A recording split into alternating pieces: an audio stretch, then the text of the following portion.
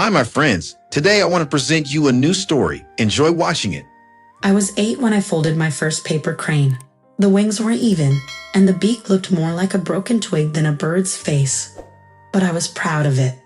I remember carrying it into the living room like it was made of gold. Bobby had just scored a goal in his soccer match, and Ashton was holding up his certificate for Best Science Project. Dad knelt in front of them, ruffling their hair, beaming like he'd raised kings. I stood there, crane clutched in my little hand. "Dad, look, I made this for you. It's a symbol of hope. I read it in a book." He barely turned his head. "That's nice, Rachel. Can you move? You're blocking the TV." I remember my smile crumbling, one corner at a time. I backed away, paper crane pressed to my chest, like a wounded bird. That was the first time I felt it. That deep, nameless hollowness that comes when you realize you're invisible to the people who should see you best. It wasn't just that day. It was every day. When I got straight A's, the report card sat on the kitchen table untouched while Dad praised Ashton for being a born leader after he managed the school talent show. When I made Mom a bracelet from leftover thread, she hugged me, yes, but only in private. At dinner, the spotlight always found my brothers. One winter, I asked Dad for a sketchbook. "I want to learn to draw," I said, nervous but hopeful. He didn't even look up from his newspaper. "You'll give it up in a week. You always quit things." "I don't," I whispered, but my voice didn't matter. Not in that house. That night, I cried into my pillow, then wiped the tears away like an oath. I stopped waiting for applause. If no one was going to cheer for me, I'd build something worth cheering for alone. Years passed like brittle pages turning. High school, college, I pushed harder than anyone. While Bobby bounced between careers and Ashton got bailed out of a failed startup, I saved every penny, studied every night, and built a small empire on my laptop. A digital startup no one saw coming, except me. Still, I'd catch myself looking toward the door when I won something, half expecting someone, anyone, to walk through and say, "Rachel, I'm proud of you." But the door always stayed shut. The air inside the venue shimmered with quiet energy. Crystal glasses clinked, cameras flashed, and the blue-lit stage carried my name in bold white letters. Rachel Rowe, founder and developer of the software of the future Lumicore. I had made it. Investors mingled near the bar, tech reporters scribbled notes, and people I once only watched from behind a screen now waited in line to shake my hand. I stood near the exhibit booth where my software pulsed on screen, sleek and stunning. And for once in my life, I felt like I wasn't trying to be seen. I simply was. "Your interface is miles ahead of what I've seen this year," one venture capitalist said, eyes fixed on the screen. "How long did it take you?" 3 years of nonstop work, I replied, my voice steady but my heart racing. She nodded, impressed. "You're going to disrupt the market, Rachel. No question." I smiled, polite and professional, but inside, I was burning with something fiercer than pride. Vindication. I checked my phone between conversations. Nothing. No text from Mom, no voicemail from Dad. Not even a message from Bobby or Ashton. I had invited them weeks in advance. The front row had 4 seats reserved, with crisp cards bearing their names. All of them empty. Later that evening, standing under the spotlight giving my speech, I almost faltered when I glanced at those vacant chairs. But instead, I squared my shoulders and let the words fall from my mouth like a vow. "I built this software from nothing," I said, eyes scanning the crowd. Not because I was told I could, but because I was told I couldn't. Applause thundered through the room, but not from them. Never from them. Back at my apartment, I curled up on the couch in my gown, heels kicked off, hair undone. The silence was thick. My phone buzzed once. "Mom, hope it went well tonight." "Sorry, your dad was tired." I stared at it for a long time. Then I typed, "Don't worry, you didn't miss much," and deleted it. I looked out the window at the city lights and whispered, "They'll see the spark one day, even if it blinds them." I should have known better than to hope. Dad's 65th birthday dinner was held at Rinaldi's, the kind of place where waiters wore gloves and laughter echoed off marble. I had spent the week agonizing over the perfect gift, a hand-stitched leather-bound book of Dad's old photographs, restored digitally and printed in sharp detail. It wasn't just a present. It was a peace offering. I arrived 10 minutes early. Bobby and Ashton were already there, sleeves rolled up, nursing scotch and exchanging loud laughs about stock trades and golf swings. Mom greeted me with a kiss on the cheek and eyes that flicked, as always, between me and them, like she still hoped we'd grow into equals. "Rachel, darling," she said, "your father will be so glad you made it." I smiled, tight-lipped. Of course, I wouldn't miss it. Dad arrived, flanked by both brothers, already laughing. When he saw me, he offered a distracted nod, barely pausing before clapping Bobby on the back. The evening spiraled downward in slow, suffocating increments. When the waiter brought out the cake, everyone raised glasses.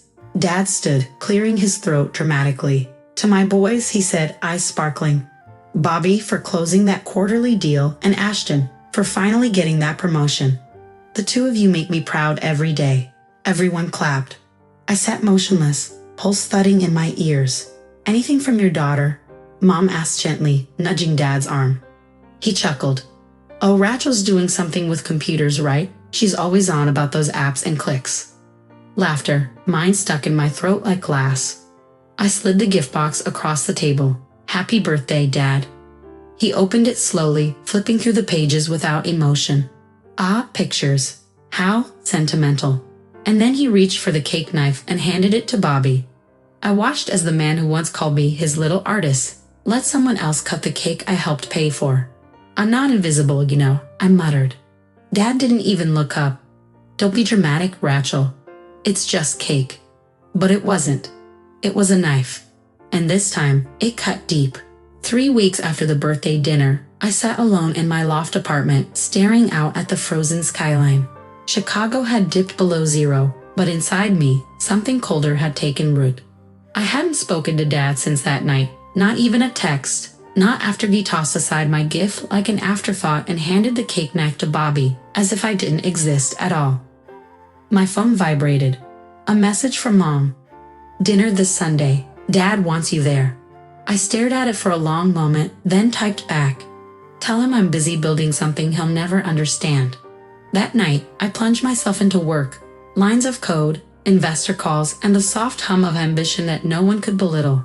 I was no longer waiting for their applause. At 2 a.m., Ashton called.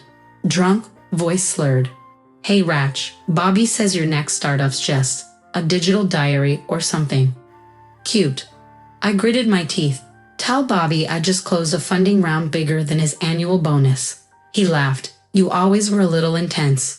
"No," I said coldly. "I just finally realized I'm iron, not ice. And your words don't melt me anymore."